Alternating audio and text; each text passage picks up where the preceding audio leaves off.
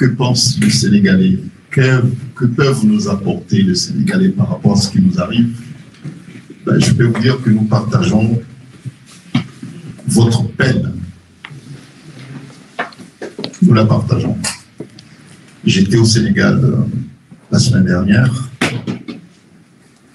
Je voyais effectivement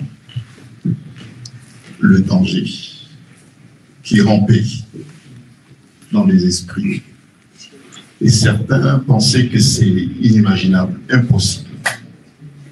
Bah, écoutez, il y a certains comme moi qui ont déjà été victimes des coups d'État, qui avaient déjà été témoins des coups d'État. Nous voyons le diable arriver. Et là maintenant, il est là. Que faire? Que faire? Il faut se soumettre à la loi du plus fort? Je ne pense pas. Donc, je suis là parce que je suis effectivement l'avocat de M. Ousmane Sonko et de PASTEF. Mais je suis aussi africain. C'est pour cette raison que je suis là. Africain et avocat de Ousmane Sonko et de PASTEF. On a parlé de la nécessité de mettre en place une assemblée constituante. C'est peut-être une solution de sortie de crise, puisque la crise est liée. Elle a été provoquée, cette crise, volontairement provoquée. Il y a ceux qui subissent depuis plus de 2 ans les conséquences de ce qui nous arrive aujourd'hui, ce qui vous arrive aujourd'hui. Ils sont 1 500 qui sont en prison.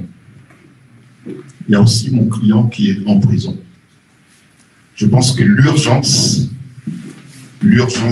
immédiate, c'est de libérer, de trouver les moyens juridiques, je ne sais pas, puisque le juridique et le judiciaire a été maintenant, je pense que c'est au vu et au su de tout le monde, que le juridique a été instrumentalisé pour arriver à ce que nous subissons aujourd'hui.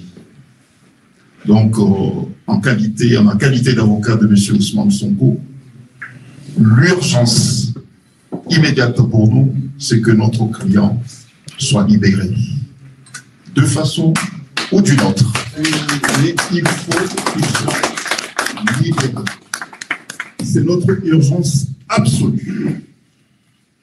Il y a aussi les milliers de Sénégalais qui sont en prison pour des raisons politiques. Maintenant, nous savons que ceux qui ont été tués, assassinés, non pas par PASTEF, non pas par Ousmane Sonko, ont été tués parce qu'ils ont résisté. Et ceux depuis samedi dernier ont été blessés également.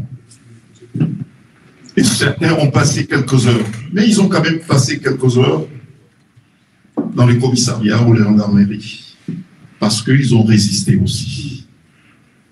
Parce que certains, contrairement à la constitution du Sénégal, veulent se maintenir. Mais ceux-là aussi doivent demander des comptes à ceux qui prennent le Sénégal en otage. Je pense que la priorité, c'est libérer le Sénégal, libérer les prisonniers politiques. D'une façon ou d'une autre, nous savons que les instruments juridiques, les institutions judiciaires du pays ont été instrumentalisés.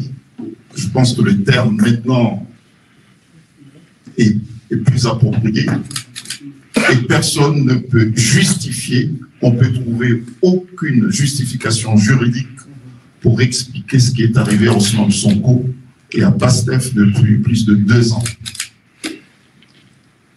L'histoire de viol, l'histoire de diffamation, l'histoire de troubles à l'ordre public et d'autres conneries retenues à la contre de notre client, tout ça c'est pipeau. Puisque l'objectif c'était d'arriver à repousser, à tenter de repousser l'élection présidentielle qui est prévue le 25 février prochain. Maître, excusez-moi, j'ai une question à poser. Et puis,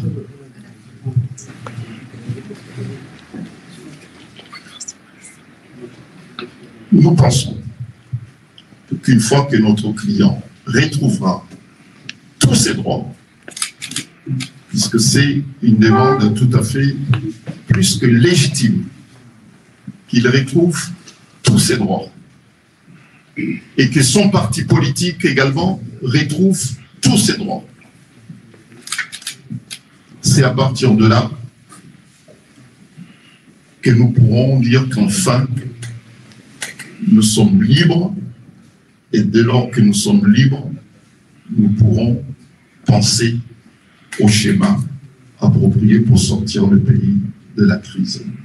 Puisque vous ne pouvez pas réfléchir à quoi que ce soit lorsque vous n'êtes pas libre. Notre client et son parti politique s'unissent. Il est impératif et urgent qu'il retrouve ses droits et sa liberté. Notre client ne s'est jamais opposé à toute initiative de nature à sortir le Sénégal de la situation où elle se trouvait, de la situation dans laquelle il se trouve actuellement. Mais notre client subit, il n'est pas libre, il est victime de machinations. Je pense qu'il est urgent qu'il retrouve ses libertés et qu'il participe au même titre que tous les Sénégalais à la recherche d'une solution politique à la crise politique qui frappe le Sénégal aujourd'hui.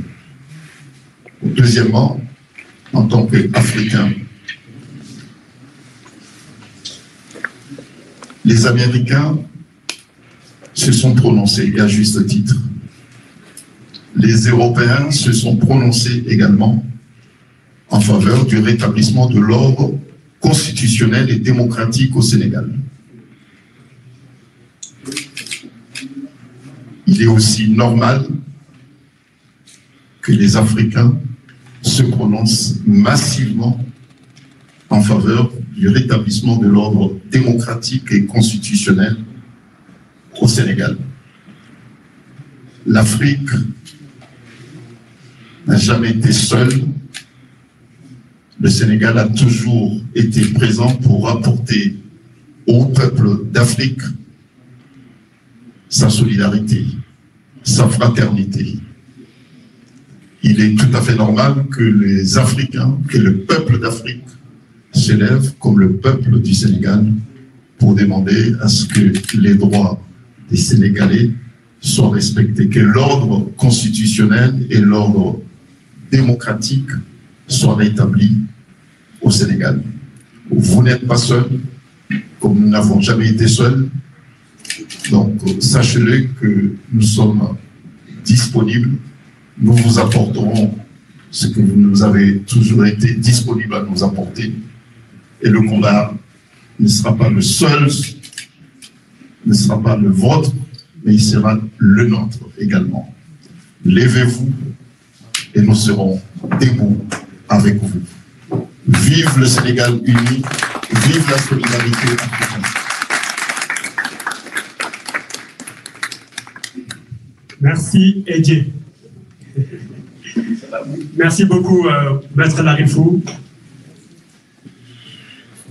Je pense que l'intervention de Maître Larifou nous rappelle le mal qui gangrène notre continent, à savoir les putsch, les coups d'État, des hommes qui veulent se maintenir au pouvoir contre la volonté de leur peuple, en massacrant, en détruisant, en tuant et en blessant, on va dire toute une nation, mais tout un continent au passage.